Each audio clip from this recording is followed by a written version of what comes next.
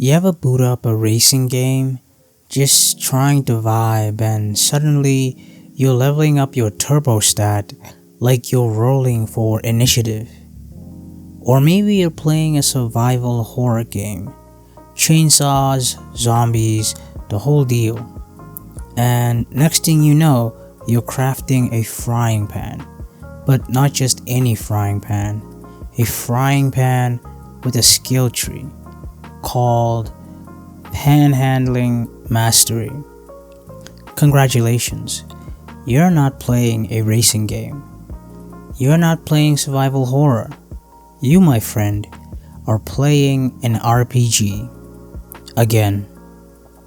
And honestly, I'm not even mad anymore. I'm just confused. Back in the day, RPGs were pretty easy to spot. You had stats, levels, swords with name like Blades of Screaming Destiny, +2. Dialogue options that let you solve problems or make them worse. Skill trees, loot rarities, turn-based battles if you were unlucky. Simple. But now, these mechanics have crawled into everything. XP for brushing your horse in Red Dead Redemption. Call of Duty has weapon rarities like I'm about to fight a frost troll. But maybe it's because real life doesn't hand out dopamine loot drops. Life doesn't level you up for folding laundry. But games respect the hustle. So when did we start turning everything into a character sheet? Before the RPG invasion, this is what games look like. First, arcade simplicity. Pac-Man, Donkey Kong, Space Invaders. No leveling, no loot, just reflexes and leaderboard shame. Platformers and action games. I mean Super Mario Bros, Sonic the Hedgehog, Mega Man. No levels, you got better, the player. Or just rage quit. And then we have shooters and FPS. Doom, Quake, Halo. Weapons were found, not crafted. Health didn't regenerate. You hunted for medkits like a gremlin in a hospital. And then we have sports and racing games. FIFA, Gran Turismo, Tony Hawk. You mastered the mechanics. You didn't build the characters. Before the RPG creep, games were about mastery, not stats. You didn't get stronger because your character leveled up. You got stronger because you did. It all started small. Zelda 2 flirting with XP. Then Borderlands came in like, what if Diablo but with guns? Genius. But by the time GTA San Andreas let you bulk up at the gym, we were in too deep. Then Assassin's Creed took a sip of that RPG Kool-Aid and never looked back. However, maybe it's not a conspiracy. Maybe open world games need progression systems to keep us hooked. Otherwise, we would notice that we've been doing fetch quests for 40 hours. Look, I'm not against it. Done right, RPG mechanics slap. Leveling up is fun.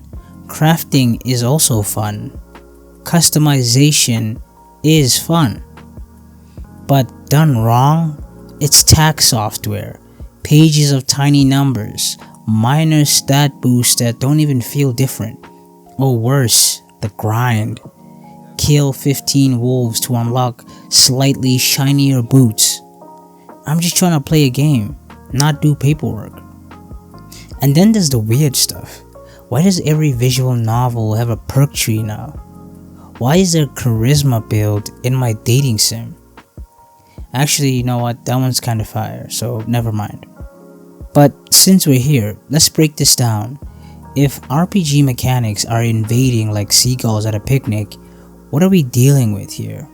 What are these RPG mechanics?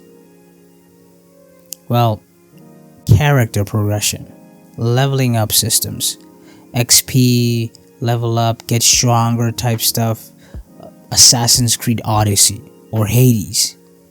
And then skill trees, family trees of slightly better damage, Spider-Man or Far Cry 3. Perks and traits, passive boosts like your ankles break slightly less often now. Think of Fallout or Cyberpunk 2077. Or gear or loot systems, item rarity tiers, rainbow loot. You can think of Borderlands or Destiny.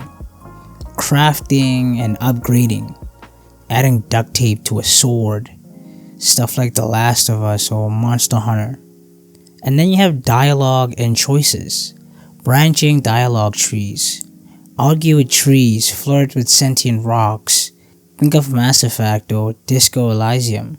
And then you have exploration and quests, side quests and world quests, optional stuff that's still better than the main quests. Think of The Witcher 3 or Ghost of Tsushima.